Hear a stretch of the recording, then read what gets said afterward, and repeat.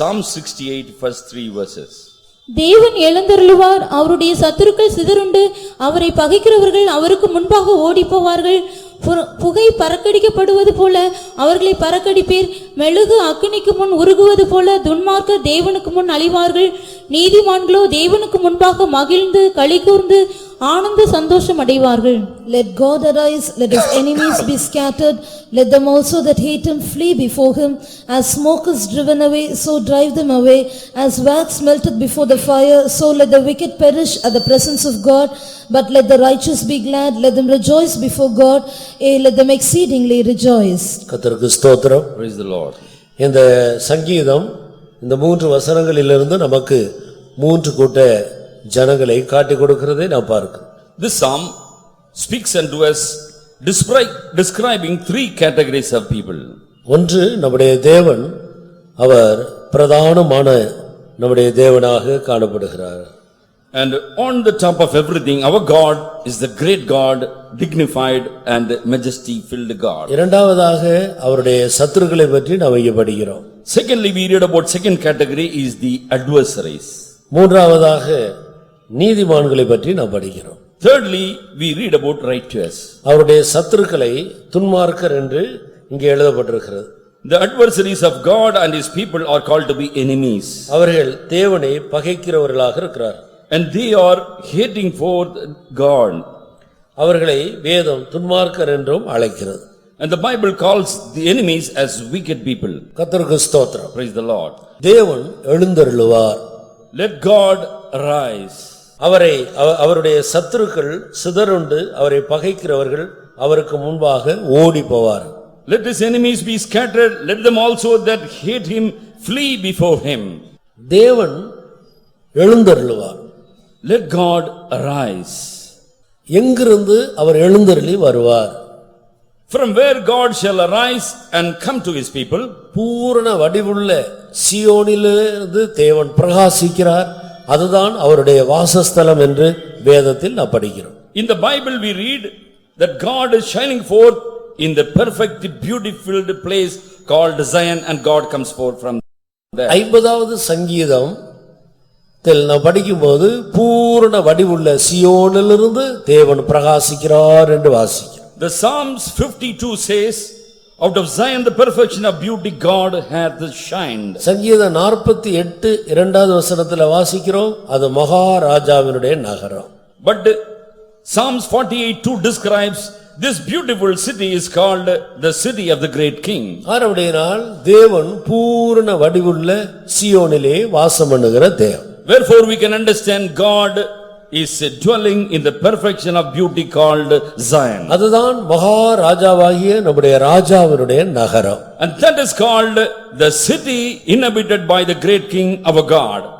மனிதர்களை அந்த இடத்தில் அவரோடு கொண்டு போய் நித்தியமாக வைத்துக் கொள்ளும்படி மனிதனை ஆண்டவர் சிருஷ்டித்தார். And God created man that God must take this man unto the very same place where God indwelleth. தேவன் நல்லவர். For God is good. அவர் நன்மை செய்கிறவர். And he is loading it with the benefits. தீமையை பார்க்க மாட்டாத சுத்த Kannan. And he has got a pure eye, he cannot behold any iniquities. இப்படிப்பட்ட ஒரு அன்பான ஒரு நல்ல தெய்வம் துன்மார்க்கர் என்றும் அவரை பகைக்கிறவர்கள் என்றும் ஒரு கூட்ட ஜனத்தை அவர் உருவாக்கி இருக்க முடியுமா?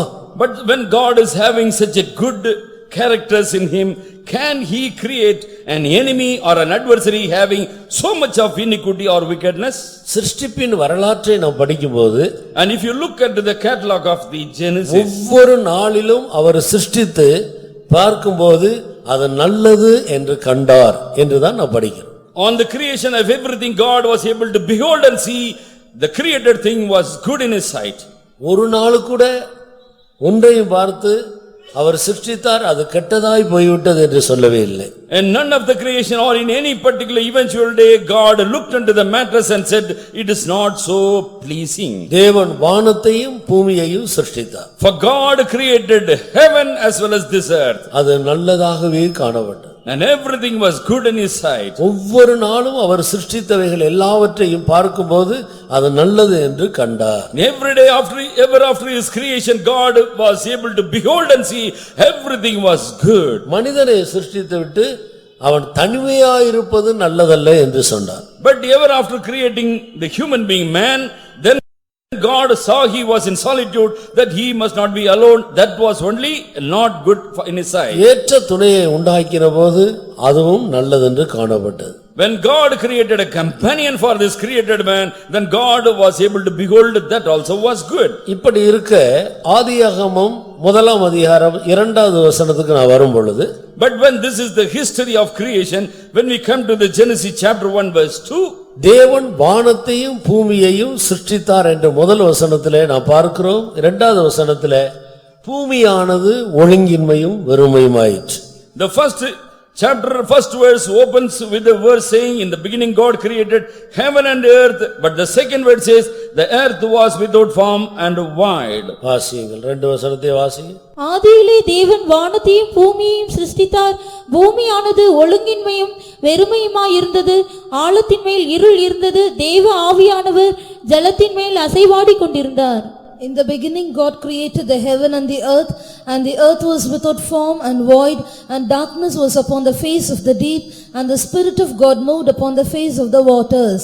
தேவன் பூர்ண வடிவுள்ள சீயோனிலே வாசம் பண்ணுகிறார். God is dwelling in the city with having perfect beauty. அவர் பூரண வடிவுள்ளவர் ஆனபடியால் அவர் இருக்கிற அவருடைய வாசஸ்தலமும் பூரண வடிவாக இருக்கிறது. For God is perfect, therefore the dwelling place of God is also perfectly beauty filled. அது வடிப்பமான ஸ்தானம் உள்ளது. It is beautiful for the அது situation, மிக அழகான ஒரு இடம். and it is the most beautiful place which ever அதுல could be described. ஒழுங்கினமான ஒரு சிறு காரியத்தையும் நம்மால் காணவே முடியாது. We cannot see something having some disfigurement or something ugly within that. இப்படிப்பட்ட தேவன் ஒழுங்கில்லாத ஒரு பூமியை உண்டாக்கி இருக்க முடியுமா? When God is having such a perfection and beauty filled, can he create an earth with void and with darkness? பூமியானது ஒழுங்கின்மையும் வெறுமையுமாக இருந்தது என்று சொல்லப்பட்டிருக்கிறதே. But it has been recorded the earth was without form and it was void. இதிலிருந்து நான் விளங்கிக் கொள்கிறோம், முதல் வசனத்துக்கும் 2வது வசனத்துக்கு இடையிலே எவ்வளவோ காரியங்கள் சம்பவித்திருக்கிறது. And from this we can understand one unique thing, that something took place historically in between first verse and the second verse in the Bible. ஆண்டவர் சிருஷ்டிக்கும் பொழுது முதலாவது தூதர்களை சிருஷ்டித்தார். In the history of creation, God created angels first. தேவன் ஆதியிலே வானத்தையும் அதில் உள்ளவைகளையும் சிருஷ்டித்து பிறகு பூமியையும் அதில் உள்ளவைகளையும் சிருஷ்டித்தார். In the beginning God created heaven and all the things connected in heaven, and secondly God created earth and all the things what we see today. வானம் என்றால் இந்த சூரிய சந்திர நட்சத்திரங்களை காட்டுறதல்ல. Heaven means it does not speak about the firmament having sun and the moon and the stars. இவைகளெல்லாம் ஆகாய விரிவில் உள்ளவைகள். But this is something we can see vividly in the firmament of the sky. வேதம் சொல்லுகிற வானம் என்று சொல்லுகிறது அது பரலோகத்தை காட்டுது. But what Bible says in the firmament sky means it is a heaven altogether, God's place. ஆனபடியால் ஆண்டவர் ஆதியிலே வானத்தை சிருஷ்டித்தார் என்று சொல்லுகிறது அது வானத்தில் உள்ள தூதர்களை சிருஷ்டித்ததை காட்டுது. In the beginning God created heaven means it typifies God created angels in the beginning. தூதர்கள் பணிவிடை ஆவிகள் என்று அவர்களுக்கு இன்னொரு பெயர் இருக்கிறது. Another vocabulary was given unto the angels, they are the ministering spirits. ஒரு பெரிய ஐஸ்வர்யவானுடைய வீட்டிலே பலவிதமான வேலைக்காரர்கள் இருக்கிறது போல A rich man will have so many stewards and servants in his house. எனக்கு ஒரு சென்னையில ஒரு நல்ல வசதி உள்ள ஒரு குடும்பத்தாரை தெரியும். I know a family in Chennai, but they are very rich. அவருடைய குடும்பத்திலே அவர் வீட்டிலே 4 நாய் இருக்கிறது. And they have got 4 watchdogs or dogs in their house. அந்த நாய்களை அவ்வப்போது குளிப்பாட்டி அதை கவனிக்கிறதுக்குன்னு ஒரு வேலைக்காரர் இருக்கிறார். One servant is there in that house only to look after or to wash the dogs alone. அவருடைய வேலையே அந்த நாயை குளிப்பாட்ட வேணும், அது நல்ல முறையில் அதுக்குரிய சோப்புகள்லாம் வைத்து 4 நாய்க்கு 4 ரூம் இருக்கு, நல்ல ரூம். அந்த ரூம் எல்லாம் என்னுடைய பழைய ரூமை விட ரொம்ப நல்ல ரூமா இருக்கு.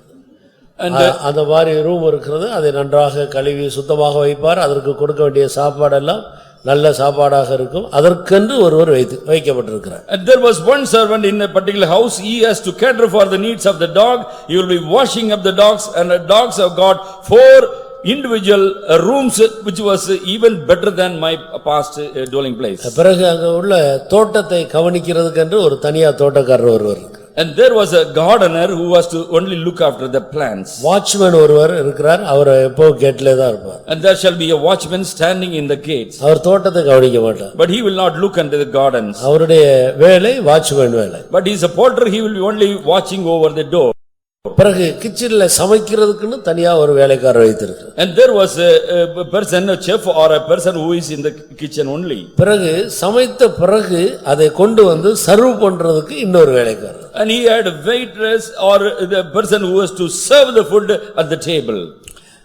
பிறகு வீட்டை எல்லாம் பெருக்கி சுத்தம் பண்ண தனியாக ஒரு அம்மா இருக்கிறாங்க. And there was another woman to clean up the house and everything and the rooms. அந்த வீடுகளில் உள்ள துணி எல்லாம் துவைத்து சுத்தம் பண்ற இன்னொரு அம்மா. And then another woman she will be washing up all the clothes. Car ஓட்டுவதற்கு 3-4 கார் உண்டு. அதற்கெல்லாம் டிரைவர் இருக்கிறார். And they have 3 or 4 cars, but every car is manned by a driver. இவர்கள் எல்லாரும் அந்த வீட்டிலே பணிவிடை செய்கிறவர்கள். But these are all the servants for this rich man. அதுபோல பரலோகத்திலே தூதர்களை ஆண்டவர் சிருஷ்டித்தார். அவர்களுக்கு பெயர் பணிவிடை ஆவிகள். Likewise in heaven God created angels, and the name given to them is this ministering spirits of God. ஒவ்வொரு வேலைக்கும் வித்தியாசமான தூதர்கள் அங்கே வைக்கப்பட்டிருக்கிறார். For a very type of occupations or ministries, so many groups of angels were created. சில தூதர்கள் பரலோகத்திலே இருந்து தேவனுடைய மனிதர்களுக்கு செய்தியை கொண்டு வருகிறவர்களாக இருக்கிறார். One host of angels, they are messengers, they shall be flashing up the message from God and giving to the people of God. சில தூதர்கள் இரவும் பகலும் ஓயாமல் சேனைகளின் தேவனாகிய கர்த்தர் பரிசுத்தர் பரிசுத்தர் பரிசுத்தர் என்று அவரை துதித்துக் கொண்டே இருக்கிறார்கள். அதுதான் அவர்களுடைய ஊழியம். And another occupation of one host of the angels in heaven, they will be continually, perpetually, incessantly, they will be offering praises to the Lord, saying, Holy, holy, holy, the Lord of hosts. சில தூதர்கள் யுத்தம் பண்ணும்படியாக அனுப்பப்படுகிறவர்களாக இருக்கிறார். One group of angels are categorized to do all the or wage the battles of God. இப்படி பல வித்தியாசமான அதிகாரமும் வல்லமையுடைய தூதர்கள் காணப்படுகிறார். Likewise God created angels with varied or many types of occupation given to them in terms. 4 விதமான அதிகாரங்கள் வல்லமையுடைய 4 விதமான கூட்ட தூதர்கள் இருக்கிறதாக வேதம் சொல்லுகிறது. The Bible says there are 4 categories of angels as groups. கர்த்தருக்கு ஸ்தோத்திரம். Praise the Lord. இப்படி இருக்க ஆண்டவர் பூமியை சிருஷ்டித்தார். When this was the situation, God again he created an earth. இந்த தூதர்கள் சிருஷ்டிக்கப்பட்ட வேளையில் பரலோகத்தை பார்க்கும்போது ஒரு பெரிய மகிமையான ஒரு சிங்காசனம் காலியாக இருக்கிறதை இந்த தூதர்கள் பார்த்தார். When angels were created, angels were able to behold one beautiful place. Therein a throne of God has been established, but it has been unseated and nobody is sitting over. தேவன் இருக்கிறார், பிறகு நாம் இருக்கிறோம், வேறு யாரும் இல்லையே என்று சொல்லி அந்த இடத்துக்கு நாம் தானே போக வேண்டும் என்று இந்த தூதர்கள் தேவன் அனுமதிக்காத அந்த மகிமையான இடத்தை இச்சித்தார்கள் என்றுதான் வேதம் சொல்லுகிறது. The Bible says when God was there and the angels were there, angels were able to behold the barren throne there, and they were coveted after that place and they wanted the throne of God. வேலைக்காரர்கள் அவர்களுக்கு நியமிக்கப்பட்ட வேலையை செய்ய வேண்டும், அதுதான் அவர்களுடைய வேலை. The servant's duty is to do what has been stipulated unto them, that's all. ஒரு பெரிய வீட்டிலே நிறைய ரூம் காலியா இருக்கிறதுனால அந்த ரூம் நமக்குரியது என்று சொல்லி வேலைக்காரர்கள் அப்படி யோசிக்கலாமா? Suppose it is a palatial house having lot of mansions and rooms, the servants cannot go and be couched in any place. அவர்கள் வைக்கப்பட்ட இடத்தில் அவர்களுடைய ஸ்தானத்தில் இருந்து அவர்களுக்கு கொடுக்கப்பட்ட வேலையை அவர்கள் செய்ய வேண்டும். And they have to be in the place which has been ordered for them to be and do the occupation or perform their duties what has been told. ஆனால் இந்த தூதர்கள் தங்களுடைய ஆதி மேன்மையை காத்துக்கொள்ளாமல் தங்களுடைய ஸ்தானத்தை விட்டு ஆண்டவரிடத்தில் இருக்கிற ஒரு மகிமையான ஒரு இடத்தின் மேல் இருதயத்தில் ஆசை வைத்தார். But sadly this one group of angels, they have coveted after or longed after the throne of God which was not meant for them. கர்த்தருடைய நாமத்துக்கு மகிமை உண்டாகட்டும். Praise be to the name of the Lord. அதை குறித்து ஏசாயா தீர்க்கதரிசியின் புத்தகம் 14ஆம் அதிகாரத்தில் நாம் இப்படி படிக்கிறோம். And in book of Isaiah chapter 14 we read about their state. அந்த தூதர்கள் எப்படி இச்சித்து அவர்கள் விழுந்து போனார்கள் என்பதை பற்றி 12, 13, 14 வசனத்திலே நாம் படிக்கலாம். We can read about how they coveted and they have slipped from their estate in 12th, 13th and 14th verse. 12 இருந்து 15 வசனம் வரைக்கும் வாசிங்க. 12 to 15. அதிகாலையின் மகனாகிய விடிவெள்ளியே, நீ வானத்திலிருந்து விழுந்தாயே, ஜாதிகளை ஏனப்படுத்தினவனே, நீ தரையிலே விழ வெட்டப்பட்டாயே. நான் வானத்திற்கு ஏறுவேன், தேவனுடைய நட்சத்திரங்களுக்கு மேலாக என் சிங்காசனத்தை உயர்த்துவேன். வடபுறங்களில் உள்ள ஆராதனை கூட்டத்தின் பர்வதத்திலே வீற்றிருப்பேன் என்றும், நான் மேகங்களுக்கு மேலாக உன்னதங்களில் ஏறுவேன், உன்னதமானவருக்கு ஒப்பாவேன் என்றும் நீ உன் இருதயத்தில் சொன்னாயே. ஆனாலும் நீ அகாதமான பாதாளத்திலே தள்ளுண்டு போனாய். How art thou fallen from heaven, O Lucifer, son of the morning? How art thou cut down to the ground, which didst weaken the nations? For thou hast said in thine heart, I will ascend into heaven, I will exalt my throne above the stars of God. I will sit also upon the mount of the congregation in the sides of the north. I will ascend above the heights of the clouds, I will be like the Most High. Yet thou shalt be brought down to hell, to the sides of the pit. கர்த்தருக்கு ஸ்தோத்திரம். Praise the Lord. எப்படி தூதர்கள் விழுந்தார்கள் என்று இந்த வேத வசனத்திலே நாம் படிக்கிறோம். From this word of God we can understand as to how the angels slipped from their estate. தூதர்கள் விசேஷமாய் சிருஷ்டிக்கப்பட்டவர்கள். But the angels were created with great excellencies. அவர்கள் சிருஷ்டிக்கப்பட்ட போது அவருடைய ஆடம்பரம், அவருடைய வாத்தியங்களின் முழக்கம் இவைகளெல்லாம் ரொம்ப விசேஷமாக இருந்தது. And on creation you can see the pomp by which they were created, and also the noise of the viols of the music instruments which is being played as they walk. It's been described in the Bible. தூதர்கள் தங்களுடைய செட்டைகளை விரிக்கும் போதே அதிலே பல வித்தியாசமான music புறப்பட்டு வரும். When angels will be, it is unfolding their feathers of the wings, there used to be musical instruments playing noise here. ஆனாலும் அவர்கள் தூதர்கள் பணிவிடை ஆவிகள். But yet they are angels, they are ministering spirits. ஒரு தூதருடைய வல்லமையை குறித்து நாம் வேதத்தில் எத்தனையோ வித்தியாசமான விதத்தில் படிக்கிறோம். And we can see about the power possessed by an individual angels in many places in the Bible. தூதர்கள் வல்லமை உள்ளவர்கள். And they are powerful they are powerful and very strong. அவர்களை காற்றை போல ஆவியாக இருக்கிறார். And they are passing like the winds, they are as the spirits. சில சந்தர்ப்பங்களில் தங்களுடைய தோற்றத்தை அவர்கள் வெளிப்படுத்தினது உண்டு. But certain occasion they used to express themselves and manifest unto the people.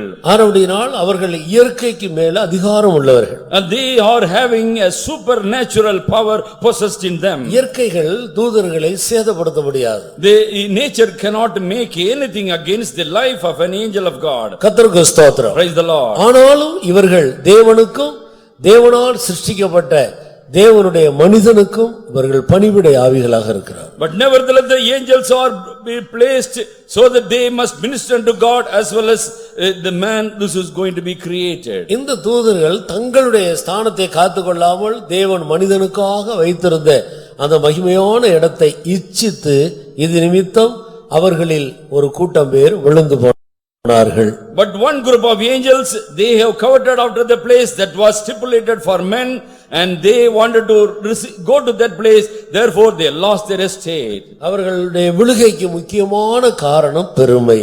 The great reason for them to fall is the pride. எல்லா பாவங்களும் அதிலிருந்து வருகிறதுதான். And all the sins what we enumerate in the world is falling from this category. பெருமை என்று சொல்லுவது எல்லா பாவங்களுக்கும் ஒரு தாய் போல. And the pride is the mother of all the sins that whatever we may name it. ஒரு தாய் अनेक பிள்ளைகளை பெற்றெடுக்கிறது போல அந்த பெருமை अनेक பாவத்தை பிறப்பிக்க கூடியதாக இருக்கிறது. Like a mother is giving forth many offsprings, likewise this pride will give forth many issues and they are called sins. ஆனபடியால் இந்த தூதர்கள் தங்களுடைய இருதயத்தில் இப்படி பெருமைக்கு இடம் கொடுத்தபடியால் அவர்கள் தள்ளப்பட்டார்கள். And because the angels have given a room for the pride to creep in their hearts, they were cast down. எல்லா பாவங்களுக்கும் தேவன் இறங்கி அவர்களுடைய பாவங்களை மன்னிக்கிறார். ஆனால் பெருமை உள்ளவர்களுக்கு மட்டும் தேவன் எதிர்த்து நிற்கிறார். But God is having bowels of mercies and compassion, and God is forgiving both all the people, but God is hating and resisting one thing, that is pride. மனிதனிடத்தில் தேவன் எதிர்பார்க்கிற ஒன்றே ஒன்று, அவன் தேவனுக்கு முன்பாக மனத்தாழ்மையாய் நடக்க வேண்டும். Only one thing God onlooks in the life of man is man must show forth the humility as he stands before God. பெருமையுள்ள மனிதர்களுக்கு தேவன் எப்போது எதிர்த்து நின்று கொண்டே இருப்பார். But God shall resist a person who is having pride in him always. அவர்கள் பெருமையெல்லாம் கண்டுபிடித்து தங்களை தாழ்த்த தாழ்த்தி சரியான ஒரு இடத்துக்கு வரும்போது தேவன் ஓடி வந்து அவர்களுக்கு உதவி செய்து அவர்களை தூக்கி எடுக்க உண்மையுள்ளவர். And God is also faithful whenever they are able to have a remorse and come back to the state with humility.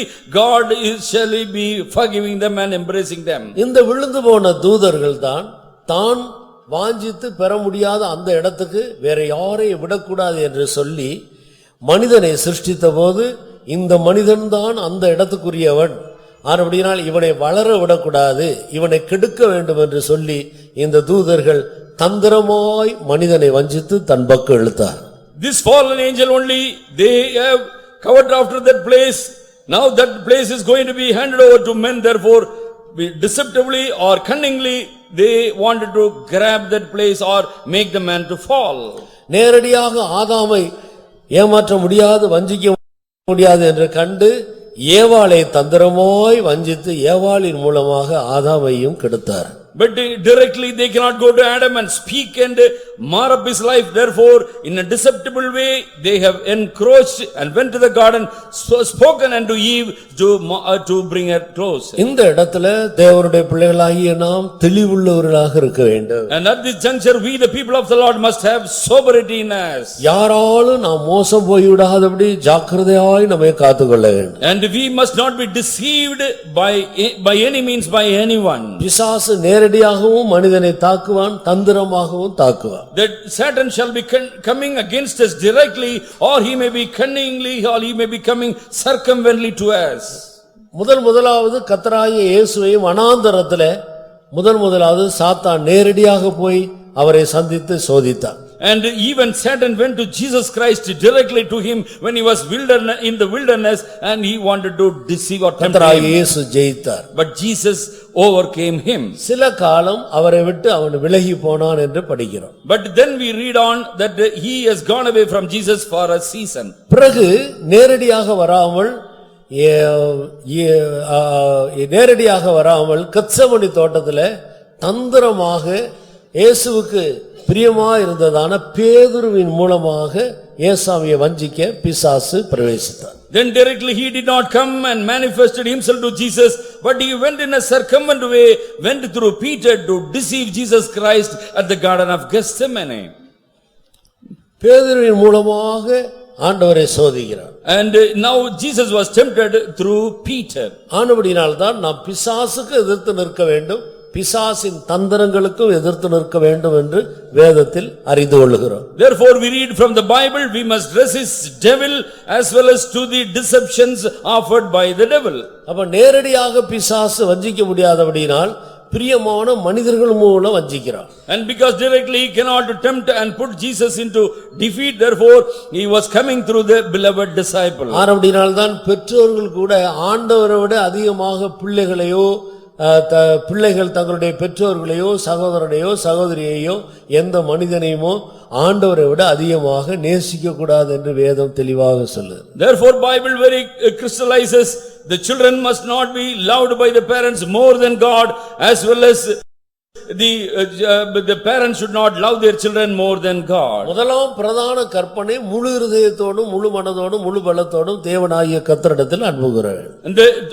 And the one first commandment given to man is that man must love God with all his mind, with all his strength, with all his heart. அப்படி அன்பு கூர்ந்து ஜீவித்தால் தான் பிசாசுடைய தந்திரத்தினால் நாம் மோசம் போகாதபடி நம்மை காத்துக்கொள்ளலாம். And if you are having such a overfilling love of God, then only we shall not be deceived by the tricks offered by the devil. Ahab ஒரு ராஜா, அவன் மோசம் போனது அவருடைய மனைவி ஏசபேலால. But Ahab was a great king, but he was deceived and he was brought down by the beloved wife Jezebel. ஆதாம் மோசம் போனது அவருடைய மனைவி ஏவாளால. But Adam got marred up his life because of the loving wife Eve. இப்படி எத்தனையோ பேர் தன்னுடைய மனைவியினால மோசம் போனவர்கள் உண்டு. Likewise many people have been deceived by their beloved wives. யோபை மோசம் போக்குறதுக்கு பிசாசு தந்திரமாக மனைவியை எடுத்தான். ஆனால் யோபு தெளிந்த புத்தியுள்ளவராயிருந்து தன்னை விலக்கி காத்துக்கொண்டார். And cunningly that Job's wife also came to Job to deceive his life, but he was very having watchfulness, sobriety and defeated her. அதுபோல நீதிமானாகிய லோத்தை வஞ்சிக்க பிசாசு பிரயாசப்பட்டார். Likewise righteous Lot also was tested by the devil. லோத்தை போய் நேரடியாக சந்தித்தால் அவன் பின் திரும்பி பார்க்க மாட்டான். ஆனபடி நான் மனைவியை கெடுத்து பின் திரும்பி பார்க்க வச்சிருவோம். அப்ப மனைவி திரும்பிட்டானா லோத்து திரும்பிடுவார் என்று சொல்லி முதல்ல மனைவியை பின் திரும்பி வைத்தார். And because directly if you are going and giving forth the covetousness to Lot, he may not mind it. Therefore I will go to the wife and make her to come back or look back, and later on I can grab the life of Lot. தேவனுடைய கிருபையினால் லோத்தோ மனைவி பின் திரும்பி பார்த்தாலும் மனைவியை பின் திரும்பி பார்க்காமல் அவர் ஆண்டவருடைய கற்பனையின்படியே முன்னே போய் கொண்டார். By the grace of God, he did not look back, not stagger back to look unto his beloved wife. He was standing like a pillar, but he was pressing on for the calling of God. தேவனுடைய பிள்ளைகள் பிசாசினாலும் மோசம் போகக்கூடாது, பிசாசுடைய தந்திரத்தினாலும் மோசம் போகாதபடி காத்துக்கொள்ள. Therefore people of God must not be deceived by Satan himself or by the cunningness or diabolically or the vices given by the devil. ஒரு மனிதனும் தன்னுடைய மனைவியினாலேயோ மனைவி தன்னுடைய புருஷனாலேயோ பிள்ளைகளாலேயோ தங்களுடைய ஆவிக்குரிய வாழ்க்கையை நஷ்டப்படுத்திக் கொள்ளக்கூடாது. And none of the family members, husband or wife, or because of children, they must not fall prey for the diabolical vices of the devil. ஆவிக்குரிய வாழ்க்கை என்று சொல்லுவது ஒவ்வொருவருக்கும் ஆண்டவருக்கு இடையில உள்ள தனிப்பட்ட உறவு. Spiritual life is an individual connection what you are going to vouch with God individually. அந்த உறவு எந்த மனிதனாலும் தடைபடுத்தப்படக்கூடாது. But that relationship connection with God must not be severed, or the ties must not be broken by any means. தேவனோடு இருக்கிறதான அந்த உறவை நான் ரொம்ப ஜாக்கிரதையாக காத்துக்கொள்ள. With all carefulness we must keep for the connection what we have with the Lord. மனிதர்களோடு உள்ள உறவுகள் எல்லாம் நாம் மரிக்கும் போது முடிவடைகிறது. But on the death and the demise of a person, all the connections and relationship in the world is going to be ended. இந்த உறவுகள் நித்தியத்தில் தொடர்வதில்லை. But this relationship what we'll have physically cannot continue in eternity. உயிர்த்தெழுதல்ல கொள்வனையும் இல்லை கொடுப்பனையும் இல்லை. Because in the point of resurrection there is no giving in marriage or not receiving anything in marriage. சகோதரன் சகோதரி அப்பா மகன் தாய் மகள் என்றதான இந்த உறவுக்கு அங்கே நித்தியத்தில் இடம் கிடையாது. In the eternity there is no room for something called the relationship like husband wife or a children or so on. அவர்கள் எல்லாரும் உயிர்த்தெழுதலின் பிள்ளைகளாக இருப்பார்கள். But all the resurrected people will be the resurrected sons and daughters of God. அவர்கள் தேவனுக்கு பிள்ளைகளாக இருப்பார்கள். And they shall become sons and daughters to the Lord. அப்ப தெய்வீக உறவின்படி ஒருவர் அறிவோமே தவிர மாமிச அறிவுக்கு அங்கே இடமே கிடையாது. But we shall know individually each one another spiritually with the devotion, and we shall not carnally know none of the people there.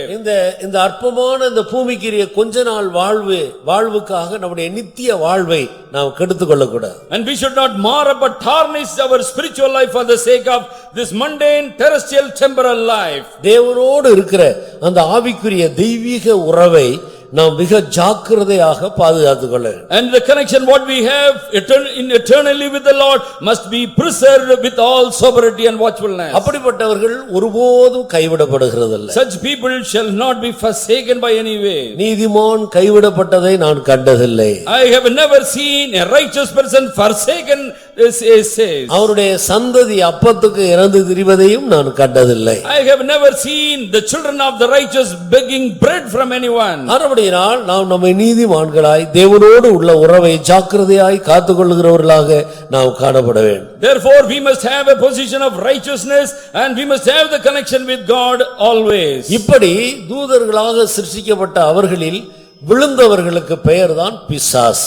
And one group of angels, those who slipped and fallen, and they are called the devils now. இந்த பிசாசு எப்போதும் தேவனுக்கு விரோதமாகவும் தேவனை நேசிக்கிற தேவனுடைய பக்தர்களுக்கு விரோதமாகவும் இவன் செயல்பட்டு கொண்டே இருக்கிறான். And the devil is always working with craftiness to defeat God as well as the people of God, those who loving God. நீங்கள் ரட்சிக்கப்படுகிற வரைக்கும் சாத்தான் உங்களுக்கு சிநேகிதனை போல இருப்பான். But up till your point of salvation you can see the devil is having so much of friendship with you. நீங்கள் ரட்சிக்கப்பட்ட அன்றையிலிருந்து இயேசுவுடைய இரத்தத்தினால் பாவங்கள் போக கழுவப்பட்ட அன்றிலிருந்து பிசாசு உங்களுக்கு எதிராளியாய் மாறுவான். The day you have been salvaged, the day you have been saved by the Lord or his precious blood, from that day the devil will be an enemy to you. எப்படியாயிலும் ஆண்டவரோடு இருக்கிற அந்த உறவை துண்டிக்கிறதுக்காக இரவும் பகலும் உங்களை சுற்றி கொண்டே இருப்பார். And he shall be making rounds around you always, day in and day out. Somehow the connection with God must be severed from your life. நீங்கள் காரியங்களை விளங்கிக் கொள்ளாமல் அசதியா இருந்து பின்வாங்கினால், But suppose you are not having watchfulness and if you stagger, மறுபடியும் நீங்க போய்டக்கூடாதுன்றதுக்காக, பின்மாற்றத்திலிருந்து வெளியே வந்து மறுபடியும் ஆண்டவரிடத்துல போகக்கூடாது என்பதற்காக தன்னிலும் பொல்லாத 7 ஆவிகளையும் கொண்டு வந்து ரொம்ப பலமா கட்டியிருப்பான். ரட்சிக்கப்படுற வரைக்கும் ஒரு மனுஷனை கட்டி இருக்கிறது ஒரு கயிறு, ரட்சிக்கப்பட்ட பிறகு அவன் பின்வாங்கி போயிட்டானா அவனை கட்டுறது 8 கயிறு.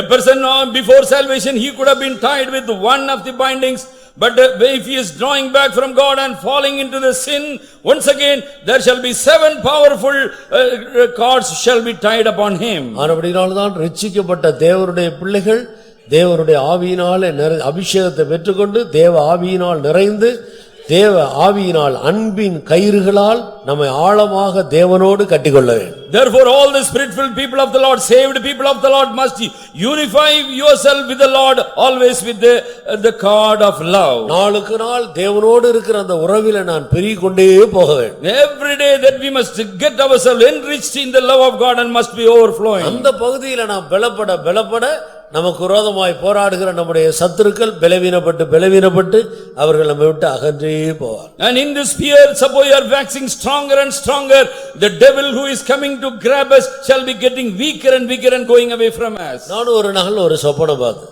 And I saw a dream once. காண்டாமிருகம் போல ஒரு பெரிய கருத்த உருவம் யானையை போல ஒன்று வந்து நின்றது. And like a unicorn or a elephant like a great mammal came to me. சொப்பனத்தில் அதை பார்த்து நான் என்ன இவ்வளவு பெரிய உருவமா நமக்கு எதிர்த்து வந்து நிக்குதே என்று பயந்தேன். But I was terrified and looking into the huge gigantic figure that appeared unto me. அதை பார்த்து அப்படியே பயத்துல சோத்திரம் பண்ணிக்கொண்டே இருந்தேன். But I was just praising God but having fear. திடீர்னு அது ஒரு எருமை மாடு போல மாறினது. But all of a sudden the elephant has been downsized to a buffalo.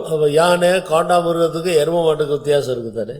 Now see, elephant and unicorn is having some distinguished different with some bison. மறுபடியும் தோத்திரம் பண்ணிக்கொண்டே இருக்கிற சொப்பனத்துல தோத்திரம் பண்ணிக்கொண்டு இருக்கிறது போலவே காணப்படுது. Then again in the dream I was able to see that I was praising God. கொஞ்ச நேரத்துக்குள்ள அது ஒரு பெரிய பன்றி போல மாறினது. And this buffalo is downsized and has become like a pig now.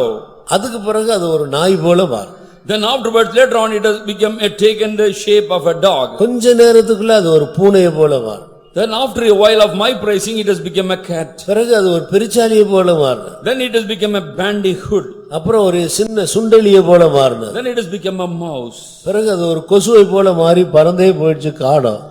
Then I was able to see this mouse has also taken the shape of a mosquito. It has flown off. இதுதான் ஒரு கிறிஸ்தவருடைய வாழ்க்கையில சம்பவிக்கிறது. This is what will take place in the life of a Christian. நாம் கர்த்தரோடு இருந்தால் நம்முடைய சத்துருக்கள் அப்படியே மாறி பலவீனப்பட்டு கடைசியாக இல்லாமலே போய்விடும். And suppose you are waxing strong and vouching all of love with the Lord, the adversary shall be waxing, melting, and he shall be going and getting vanished one day. இதுதான் ஒரு கிறிஸ்தவனுடைய வாழ்வின் முடிவிலே சம்பவிக்கிறது. This is going to happen at the closer of the life of any Christian. எத்தனை பேர் இதை விசுவாசிக்கிறீர்கள்? How many are believing this? Hallelujah. கர்த்தருக்கு ஸ்தோத்திரம். Praise the Lord. மறுபடியும் அருமையானவர்களே, wherefore beloved people, கர்த்தரோடு நம்முடைய உறவை காத்துக்கொண்டால் நம்முடைய எதிராளிகள் இல்லாமலே போய்விடுவார். And if you are able to preserve the unity or amity with the Lord, you can see null and void your enemies. நீங்கள் கர்த்தரோடு இல்லாமல் போனால், suppose you are not having a close connection with God, கர்த்தருடைய ஊழியர்களோடு சபையோடு அந்நியோன்யத்திலே இந்த இதுல நாளுக்கு நாள் நாம் பலப்பட அசதியா இருந்தால், suppose you are sluggard or slothful to have a good connection with the servants of the Lord and unifying with the church, சொப்பன நேர ஆப்போசிட்டா மாறிடும். the dream will become opposite. கொசு ஈயா மாறும். And the mosquito will become a flea. ஈ வண்டா மாறும். And that shall become a small insect. வண்டு சுண்டெலியாய் மாறும். And it shall become a mouse. சுண்டெலி பெரிய எலியா மாறும். It shall become a bandicoot. பெரிய எலி பூனையா மாறும். And it shall become a cat. பூனை நாயா மாறும். It shall become a dog. நாய் பன்றியா மாறும். Dog will become a அது எருமை மாடாக மாறும். It shall become a buffalo. மறுபடியும் ஒரு பெரிய காண்டாமிருகம் உனக்கு முன்னால வந்திருக்கு. Once again a unicorn shall be standing before you. நாம் கர்த்தரோடு இருந்தால் கர்த்தர் நம்மோடு இருப்பார். If you are with the Lord, God shall be with us. மறுபடியும் தேவனுடைய பிள்ளைகள் தேவனோடு உள்ள தேவனுடைய பரிசுத்தவான்களோடு உள்ள உறவுகளை ரொம்ப ஜாக்கிரதையாய் நாம் காத்துக்கொள்ள. With great carefulness we must have the connections with God as well as with the servants of the Lord. இப்பொழுது மறுபடியுமாக சங்கீதம் 68 முதல் வசனத்துக்கு வாருங்கள். Let once again read the Psalms 68 verse 1. தேவன் எழுந்தருளுவார், அவருடைய சத்துருக்கள் சிதறுண்டு, அவரை பகைக்கிறவர்கள் அவருக்கு முன்பாக ஓடிப் போவார்கள். Let God arise, let his enemies be scattered, let them also that hate him flee before him. அடிப்படையில் ஆதாம் தேவனால் சிருஷ்டிக்கப்பட்ட தேவனுடைய குமாரன். But in the basic you can see Adam was created and he was called to be the son of God. அவன் பாவம் செய்தபோது அவன் தேவனை விட்டு விலகி நஷ்டப்பட்டு போனான். But the day he committed sin, he has lost the connection with God and he was driven out. ஆண்டவருடைய கையிலே இருந்த ஆதாம் இப்பொழுது பாவத்தின் நிமித்தமாக அவன் பாவத்துக்கு தன்னை ஒப்புக்கொடுத்தபடியால் சாத்தானுடைய கையில வந்துட்டான். And Adam was found in the palms of God, and now because he offered himself to sinning, therefore he came to the palms of the hands of the devil. அப்படியே ஆதாமும் ஏவாளும் சாத்தானோடு சேர்ந்து ஜீவிக்கிறார். And likewise from that day onwards Adam and Eve started living hand and glove with the devil in their lives. அப்ப பாவ சந்ததியை அப்படியே பெற்றெடுக்கிறார். And they were able to give forth the offsprings according to sinful nature. பரிசுத்த சந்ததியால் பூமியை நிரப்ப வேண்டிய அவர்கள் இப்பொழுது பாவ சந்ததியினால நிரப்புகிறார். And they must multiply all the face of the earth with the holy generation. Now sinful generation has been begotten by them. ஒரு மனிதனும் ஆண்டவருக்கு சத்துரு அல்ல. But none of the created man is an adversary to God. மனிதர்கள் அடிப்படையில் நல்லவர்களாக சிருஷ்டிக்கப்பட்டவர்கள். But fundamentally, basically every created man is good in the sight of God. பிசாசு ஆண்டவருக்கு சத்துருவாய் மாறினான். But the devil has become enemy unto God. அவன் தேவனை பகைத்தான். And because he hated God. இப்போ ஆண்டவரை யாரெல்லாம் நேசிக்கிறார்களோ அவர்கள் எல்லாருக்கும் இந்த பிசாசு எதிரியாய் சத்துருவாய் மாறிவிடுகிறார். Now whosoever in the world is loving God and this adversary is going to become an enemy to them. ஆனபடியால் மனிதர்கள் மத்தியில் யாரும் நமக்கு சத்துருக்கள் என்று நாம் நினைக்கவே கூடாது. Therefore we must not consider any human being as in the world as our enemies. வேதம் சொல்லுகிறது உங்கள் எதிராளியாகிய பிசாசானவன். But the Bible says your adversary the devil. பிசாசு தான் நம்முடைய எதிராளி. Our adversary foe is only the devil. மனிதர்கள் அல்ல. Not men.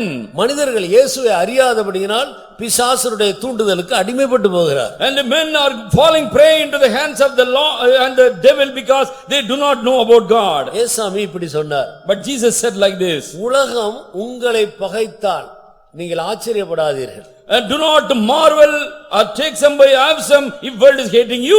உங்களை பகைக்கிறதுக்கு முன்னாலே அது என்னையவே பகைத்து விட்டது. And before the world hating you, it has already hated me.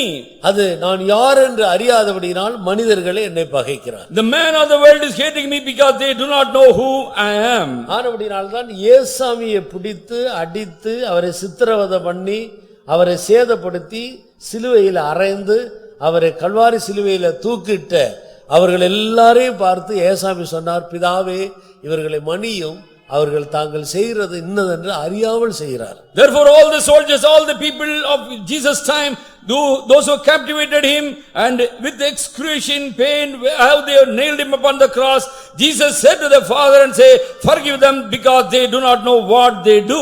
பரிசுத்த பவுல் கூட ஆரம்பத்தில் இந்த கிறிஸ்தவர்கள் யாரு, பெந்தகோஸ்தக்காரர்கள் யாருன்றதை அவர் விளங்கிக் கொள்ளாதபடியினால் நியாயப்பிரமாணத்தின்படி ரொம்ப வைராக்கியமாக இருந்து இந்த ஜனங்களை துன்புறுத்தினார். பிற்காலத்தில் அவருக்கு அது வெளிப்பட்ட போது நான் தேவனிடத்தில் இரக்கம் பெற்றேன், அறியாமையினால் ஆண்டவர் என்னை மன்னித்து எனக்கு இரக்கம் காட்டினார் என்று சொன்னார். But Saint Paul also when his life when he was young, because he was hating to the core and tormenting and torturing the people of God because of his ignorance, when God encountered him or met him, then because of his ignorance God forgave him and gave him this ministry. அப்படினால் சில ஜனங்கள் நமக்கு விரோதமாக எழும்பி நமக்கு தொந்தரவு கொடுத்து நமக்கு பிரச்சனைகளை உண்டு பண்ணி தொண்டாமுத்தூர்ல கையை கல்லெல்லாம் விட்டு வீசி நம்முடைய சபையை கண்ணாடி எல்லாம் உடைச்சது போல உடைச்சு நமக்கும் தொந்தரவு கொடுத்தார்களே, அது அவர்கள் அறியாமையினால் செய்த ஒரு காரியம். Even in our Thondamuthur faith home, some people were pelting stones upon the faith home, broken all the window panes and all the glasses and the lights, but because of their ignorance only they were doing against us. அவர்கள் இயேசுவை அறியாமல் போனார். And they have not met Jesus on their way. அதனால இயேசுவுடைய பிள்ளைகளை அவர்கள் அறியறதில்லை. And wherefore they could not understand and identify who are the children of இந்த God. பூமியில இருக்கிற எந்த மனிதர்களும் நமக்கு எதிராளிகளே அல்ல. But no enemy we have as men in this world. யாரையும் நம்ம எதிராளிகளாக பார்க்க கூடாது. And we must not look into any person as our adversary. அவர்கள் நமக்கு தீமை செய்யும்போது கர்த்தாவே அவருடைய கண்களை திறந்து விடும் என்று அவர்களுக்காக அவருடைய இரட்சிப்புக்காக நாம் ஜெபிக்க வேண்டும். Whenever they are doing something against us as evil, we must only make a prayer to the Lord, open up their eyes and they are able to behold you, get salvation. ஸ்தேவானை கல்லெறியும் போது ஸ்தேவான் ஜெபித்தார். When Stephen was pelted with stone, he was praying to God. கல்லெறிந்தவர்களை பார்த்து இந்த குற்றத்தை அவர்கள் மேல் சுமத்தாதிரும் ஆண்டவரே, கல்லெறிகிற அந்த குற்றத்தை சுமத்தாதிரும் என்று சொன்னார். And he was looking into the mob around them who was pelting stones upon him. He was only offering a prayer to the Lord, forgive them and do not make the sins of our charge upon them. அந்த ஜெபத்துல ரட்சிக்கப்பட்டவர்தான் பரிசுத்த Pavul. And in the prayer offered by Stephen, there was our Saint Paul. அவரும் கல்லெறிந்த கூட்டத்தோடு சேர்ந்த ஒரு ஆள். And he was a part of the person who was pelting stones against Stephen. ஸ்தேவான் மரிக்கும்போது ஜெபித்தார்.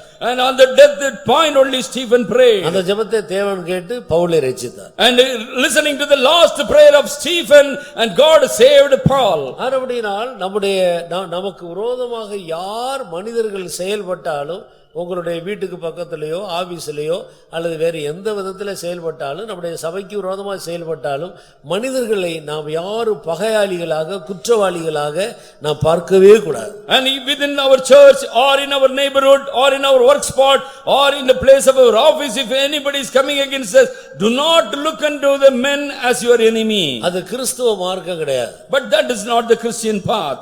ஏசாமி போன மார்க்கம், வைத்து விட்டு போன மார்க்கம் அதல்ல.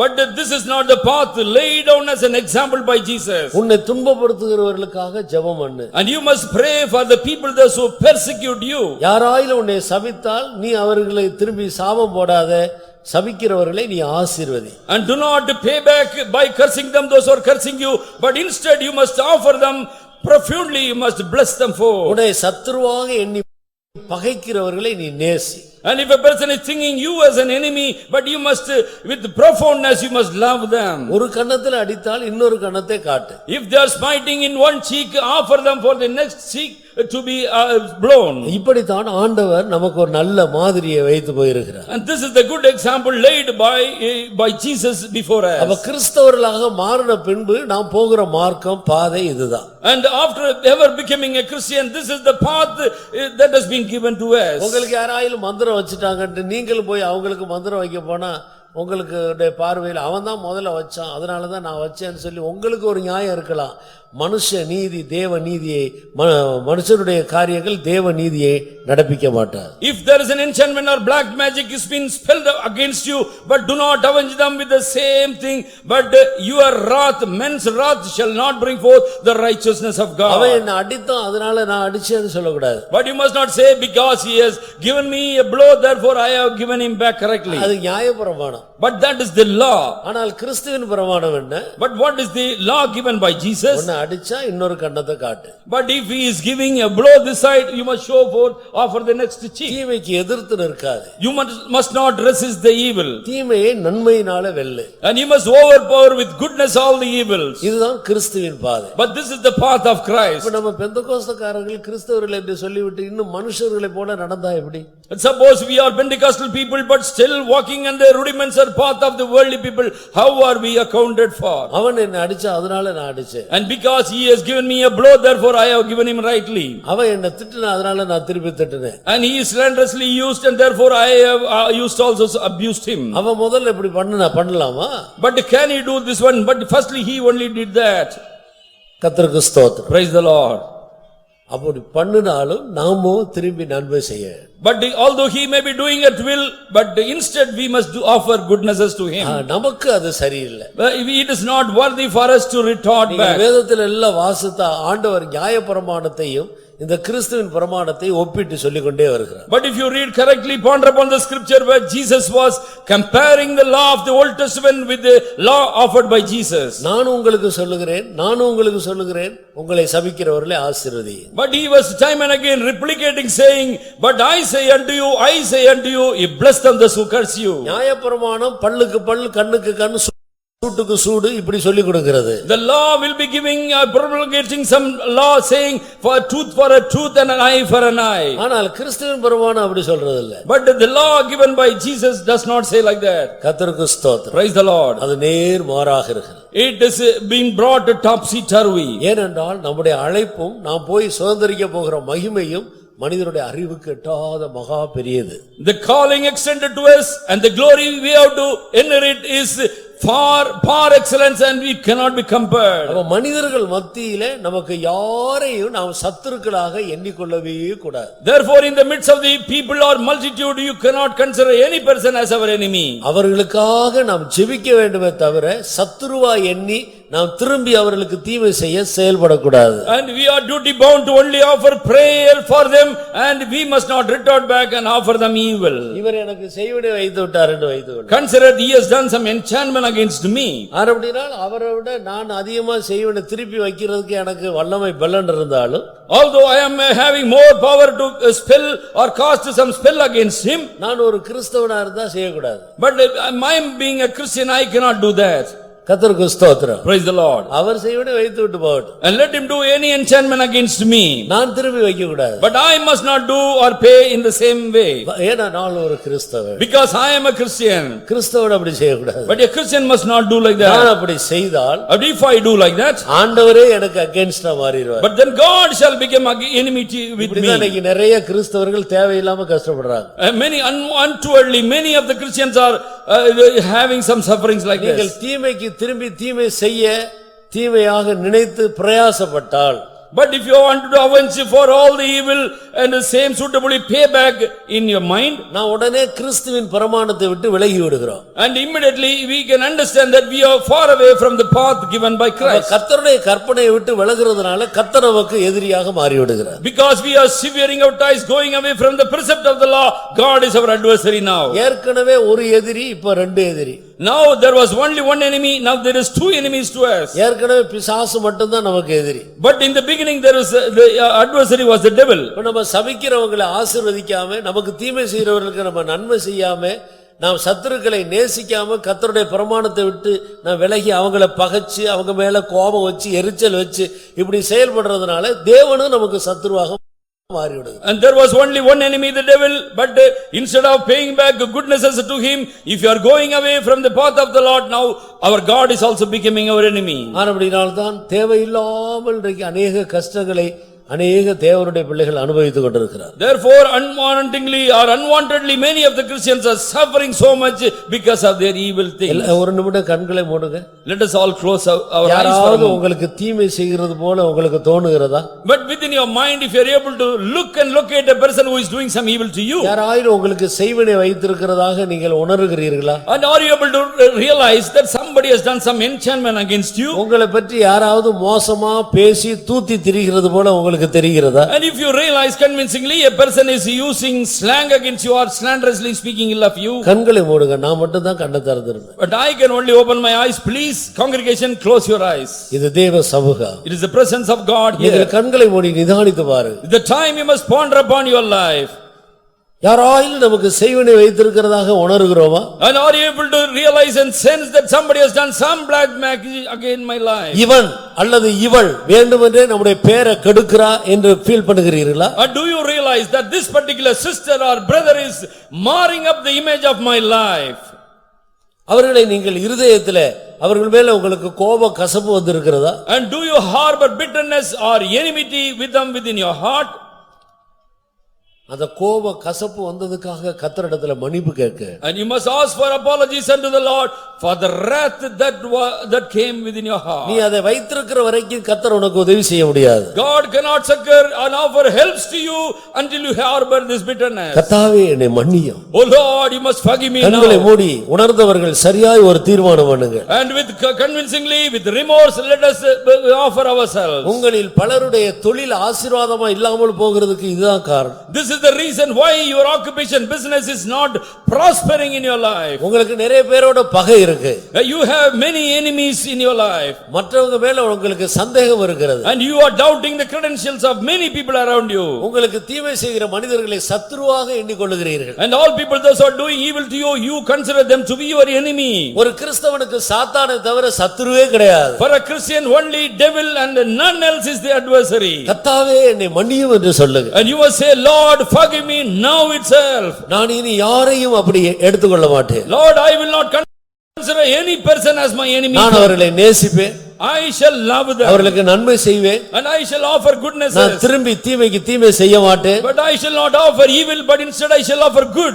அவர்களை ஆசீர்வதிப்பேன். But I am going to bless them. நான் உம்முடைய பிரமாணங்களை கைக்கொள்ளுவேன். I shall keep out all your precepts. நான் உம்மோடு சேர்ந்து நிற்பேன். But I am going to stand by the side of உம்முடைய you. பிரமாணத்திலே நிற்பேன். I shall stand by the oracles of God. நீங்கள் வாயை திறந்து அப்படி ஒரு தீர்மானத்தை கர்த்தரோடு பண்ணிக்கொள்ளுங்க. Open up your mouth and make a decision right with God now. நீங்கள் இந்த தீர்மானம் எடுத்து ஆண்டவரோடு நீங்கள் உடன்படிக்கை பண்ணின உடனே உங்களுக்குள்ள இருக்கிற அந்த கசப்பை கொண்டு வந்த அந்த ஆவி உங்களை விட்டு விலகுறதை நீங்கள் உணர்வீர்கள். The time you made a decision with the Lord, instantaneously you can see the bitterness brought forth by the devil is on the run. பல அசுத்த ஆவிகள் உன்னுடைய மனதை விட்டு விலகி போகும். And many evil spirits are going to flee away from your mind. பல ஆவிகள் உன்னுடைய மனதில போராடி கொண்டிருக்கிறபடியால் தேவ சமூகத்துக்கு வந்தாலும் தூக்கம் தான் வருகிறது. And because many forces are attacking your mind, therefore although you are be seated in the presence of the Lord, but you go to slumber. இந்த ஆவிகள் உன்னை சந்தோஷமாய் தேவ சமூகத்தை அனுபவிக்க விடுகிறதில்லை. But the spirit will not allow you to rejoice in mirth in the presence of God. உனக்கு பல போராட்டங்கள் இருக்கிறது. There are many wrestling you have in your தேவ life. சமூகம் உனக்கு இனிமையாக இல்லை.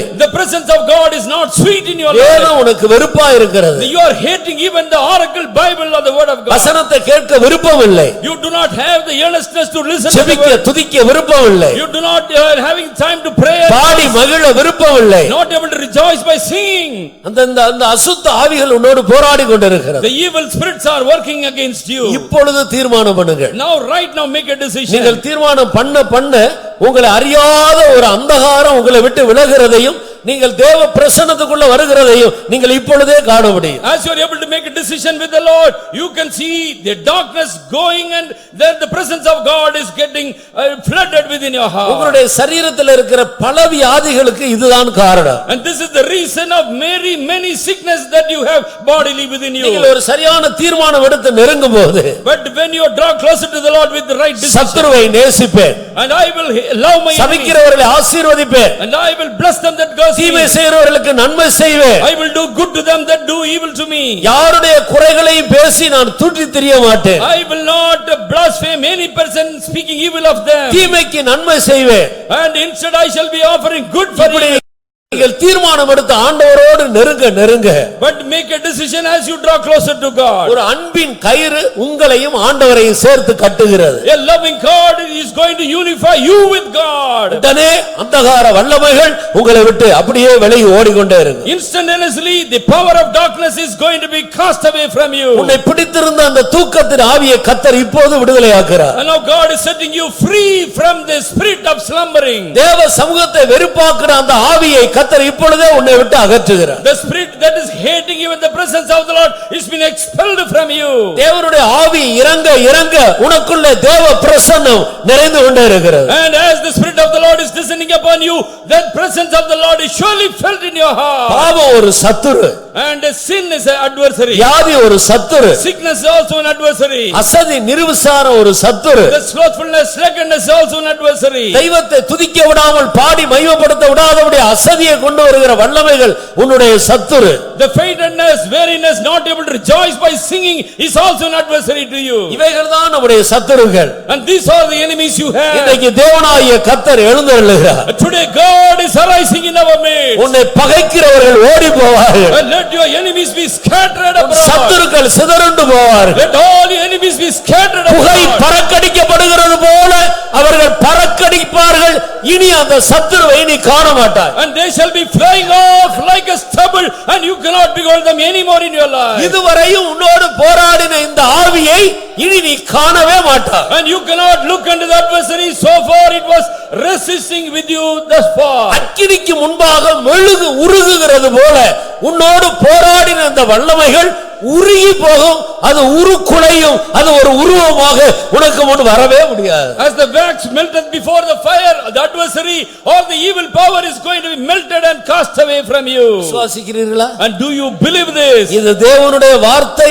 இது சம்பவிக்கும். எனக்குள்ள இப்பொழுது அது சம்பவிக்கிறது என்று விசுவாசிக்கிறீர்களா? This is the very word of God. It shall take place in your life and my life. அருமையான வாலிப சகோதரனே, இதை நீ விசுவாசிக்கிறாயா? Oh beloved young man, are you able to convince the வாலிப சகோதரியே, இதை நீ விசுவாசிக்கிறாயா? Oh teenage girl, are you able to realize this? இன்னொரு நாளைக்கு அல்ல, Not another day. இன்றைக்கு இரவு அல்ல, Not tonight. இப்பொழுது அக்கினிக்கு முன்பாக மெழுகு உருகுகிறது போல உன்னோடு போராடி கொண்டிருக்கிற அசுத்த பொல்லாத ஆவிகள் உருகி போகிறது.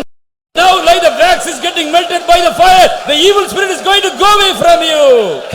புகை பறக்கடிக்கப்படுகிறது போல உன்னோடு போராடி உன்னை வஞ்சித்து வைத்த ஆவிகள் இந்த கூட்டத்தில் இப்போது அது பறக்கடிக்கப்பட்டு போகும். Like the stubble that is flying away, now the evil power that was resisting you is going to go away from you. இதை நீ விசுவாசித்தால், And if you are able to believe this, இன்று முதல் உன்னுடைய வாழ்க்கை ஒரு களிகூறுதலான வாழ்க்கையாக மாறும். from today onwards your life is going to be filled with the mirth.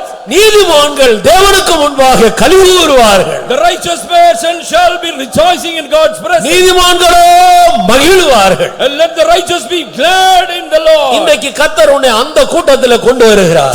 Today God is going to bring you into the gladness. விசுவாசிக்கிறவர்கள் கண்களை மூடுவார்கள். And those who are able to believe, close your eyes. தேவ பிரசன்னத்தை உணர்வார்கள். Let us realize the presence of God. இதோ தேவன் எழுந்தருளி வருகிறார். Let God arise and he is coming in our midst. சீயோனிலே வாசமாயிருக்கிற தேவன் அங்கிருந்து எழுந்தருளி வருகிறார். God who is dwelling in Zion, he is arising from there and coming. தேவன் எழுந்தருளி வருகிறார். That God is arising and coming in our midst. எதற்காக? For what purpose? உன்னை பகைக்கிறவர்களை ஒழிக்கும்படியாக, And in order to scatter abroad all your enemies. சத்துருக்களை சிதறடிக்கும்படியாக. In order to scatter abroad all your நீ enemies. விசுவாசித்தால் அந்த வார்த்தையை பிடித்துக்கொண்டு எழும்பு.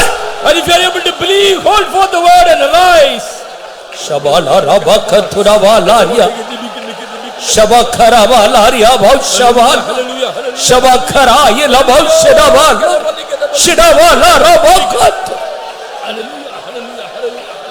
உன்னுடைய சரீரத்தில் பல இடங்களில் இருந்த வலி இன்றைக்கு உன்னை விட்டு மாறுகிறது. There are many pains you have in your body, but that is going to go away from you today. நீ ஒரு தேவனுடைய பிள்ளை. You are a child of நீ God. ஒரு நீதிமான். You are a righteous person. அவருடைய இரத்தத்தால் கழுவப்பட்ட ஒரு நபர். And you have been washed by the precious blood of him. உனக்குள்ளே இயேசுவின் இரத்தம் இருக்கிறது. And then the blood of Jesus is found within your body. உனக்குள்ளே ஜீவனுள்ள தேவனுடைய வார்த்தை இருக்கிறது. And within you is the living word of God. எப்படி பிசாசு உன்னை தொட முடியும்? How the adversary devil can touch you. எப்படி வியாதி உன்னை தொட முடியும்? How the sickness can touch you.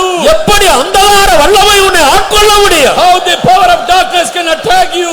அசுத்த ஆவிகள் எப்படி உன்னை தொட முடியும்? How the evil spirit can come and touch you. தேவன் எழுந்தருளி இருக்கிறார். The God is arising. தேவன் எழுந்தருளி இருக்கிறார். God is arising. தேவ பிரசன்னத்தை உணர்வாயாக. God is present, the presence of God. அசுத்த ஆவிகள் விலகி போகிறதை எத்தனை பேர் காண்கிறீர்கள்? How many are able to behold the evil spirit is on the run? Hallelujah. ஷபாலா Rafah ஷபாலா Rafah இலபஸ் ஷபாலா Rafah துனபா ஷபாலா Rafah இலபஸ் ஷபாலா Rafah துனபா ஷபாலா Rafah இலபஸ்